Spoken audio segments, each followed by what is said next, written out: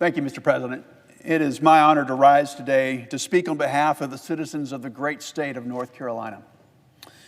I wouldn't be here today without some very special people. The love of my life, Amy Kate, our three kids, Joshua, Catherine, and Macy, and my wonderful parents, Richard and Sylvia Budd. I wouldn't be who I am or where I am today without all of your love, your support, and your strength. I also want to thank the dedicated members of my team, both my official staff and campaign staff who have helped me along this journey. You know, as this voyage unfolded, I was always grateful for my fellow senators, whose presence was a constant source of encouragement and advice. I want to thank Senators Richard Burr, Senator Tom Tillis, for their service to this institution and to our state. I was also inspired by the senators who are no longer with us, whose lasting imprints are signatures in these desks. As I open this desk, I see the signature of the late, great Senator Jesse Helms. He was one of our state's most legendary leaders, and I can only hope to be as fine a senator for North Carolina as he was. I also look to Senator James Broyhill, who we lost just this year. He was a great friend to our family for decades, and his commitment to public service is one that I'm going to try to emulate for as long as I hold this office. As someone who was born and raised in North Carolina, I want you to know that it's a part of me. It's in my bones. But you really don't know your state until you have visited every corner of it. Our state, it has 100 counties. And during our campaign, I visited each and every one of those counties, some of them multiple times. And not just the ones with the high populations or the ones with the big TV markets. It was that 100 county tour that helped me fall deeper in love with my home state. And I'm going to be a better senator for having done it.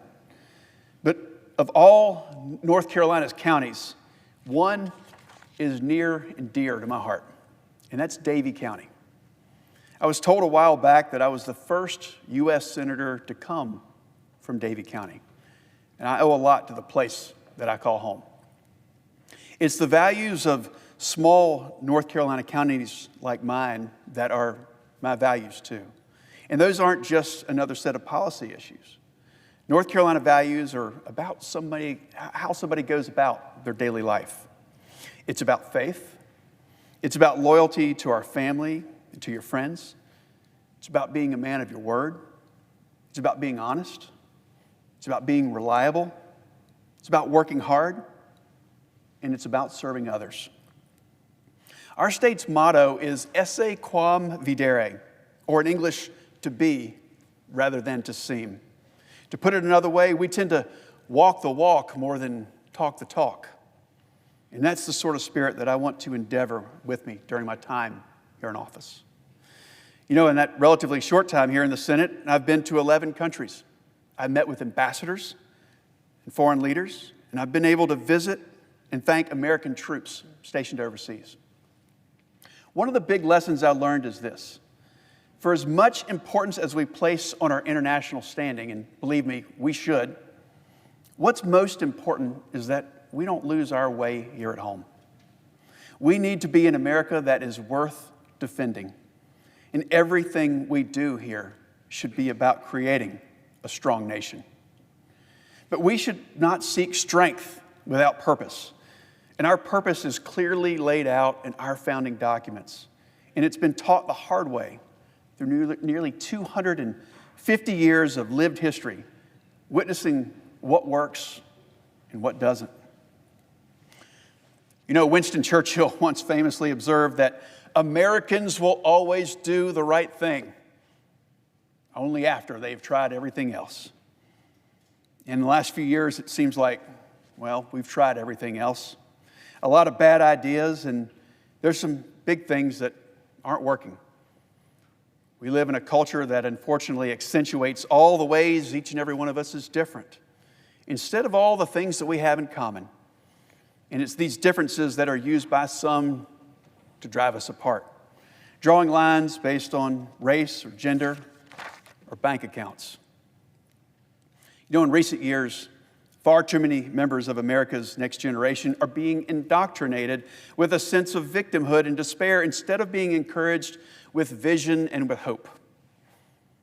That indoctrination has real-world consequences, and we've seen it borne out in disturbing national trends. Less than 40% of our country says they're extremely proud to be an American. The rate of church-going and a belief in God now sits at historic lows. 1 in 10 Americans suffers from depression. And depression among young adults is particularly acute. One CDC study revealed that 42% of high school students felt so sad or hopeless for the last 2 weeks that they could not go about their daily business. Among young adults, substance abuse is at an all-time high.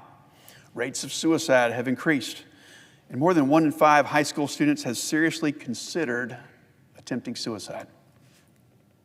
These numbers should shock our national conscience, and it should serve as a wake-up call for change.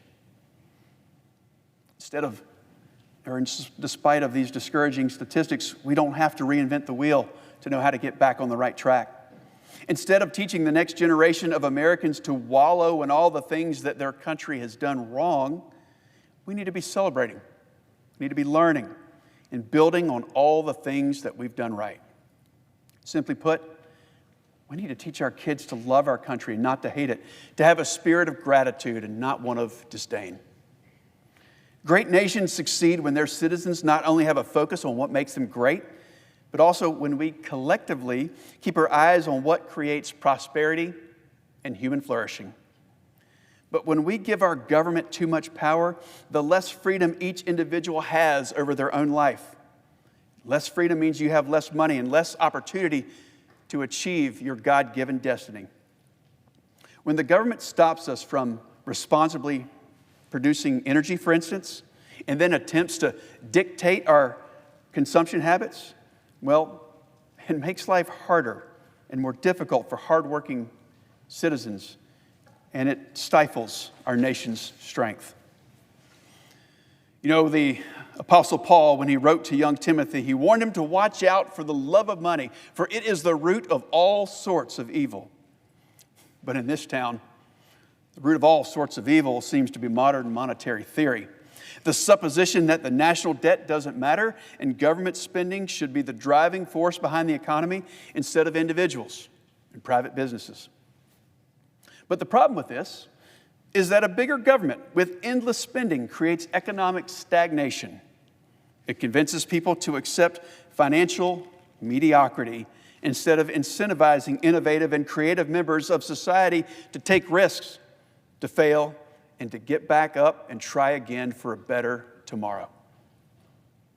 We need to be creating an economy that rewards risk-taking and allows people to be working towards their American dream. But it is government that too often stands in the way of that dream. You know, it was the trillions of pandemic spending that caused the inflation that now eats away at the buying power of each and every consumer.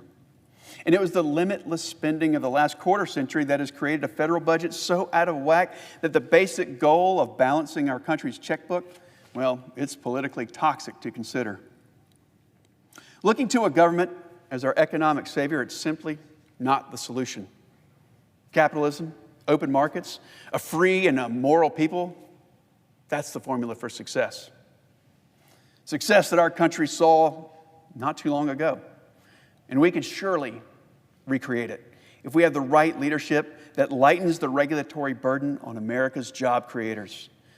And the stronger that we are here at home, the more leadership that we can exert on the world stage. And that's what's missing today, a strong and a confident America. The U.S. withdrawal from Afghanistan in August of 2021 was nothing short of a national tragedy and disgrace. And not only did it result in the devastating loss of 13 service members and the abandonment of countless citizens, but it put American weakness on full display. We were seen by our enemies as hapless, short-sighted, and not willing to change course when facts on the ground called for a change. You know, in speaking with allies and international leaders, I heard over and over again that it was the Afghanistan debacle that caused our allies to wonder if they can even count on us anymore. They wonder if when the going gets tough, if we'll be more likely to cut and run than stand by their side, as they've stood with us. And that undercuts America's standing in the world. As we see the results of weakness across the globe, a Russian dictator blatantly invading his neighbor or unleashing an unspeakable chaos and suffering on innocent civilians.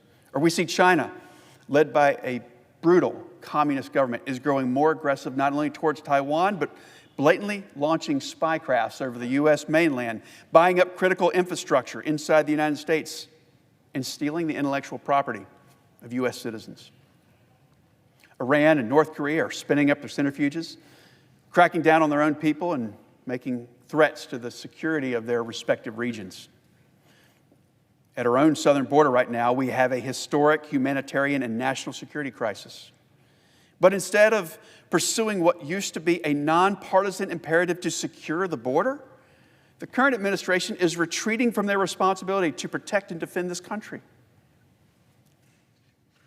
All of this chaos is the result of America being a diminished country, all too willing to cede the stage and to let others lead. And that's not the way that the world will find peace and security.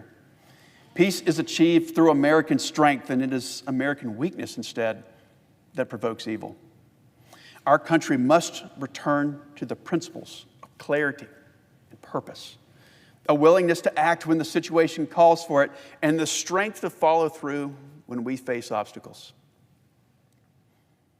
As a country, we can have anything that we want as long as we act with wisdom and conviction.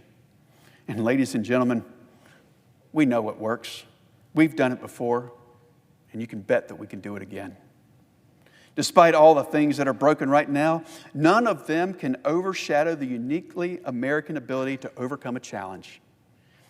Each and every day, I am filled with a tremendous sense of gratitude that I live in the United States of America. And I believe that millions of people out there, they feel the exact same way. In the final analysis, it's our shores that welcome 1 million legal immigrants every year. It's our country that is viewed by millions as a place where they can shed an old life and they can start again. You know, people vote with their feet. In the United States of America, we're still the last, best beacon of hope on this planet. And all we have to do is keep it that way. At the end of the day, we must seek to be a nation that empowers every citizen, ensures human flourishing, and preserves freedom for each and every individual to pursue their American dream. I'm going to leave you with this. My number one goal during my time in the U.S. Senate is to create a strong nation full of strong families. It's to be of service to others, to make other people's lives better, to do just what I said that I was going to do. That's how I've lived throughout my life, and that's the kind of senator that I want to be. Thank you, Mr. President. I yield the floor.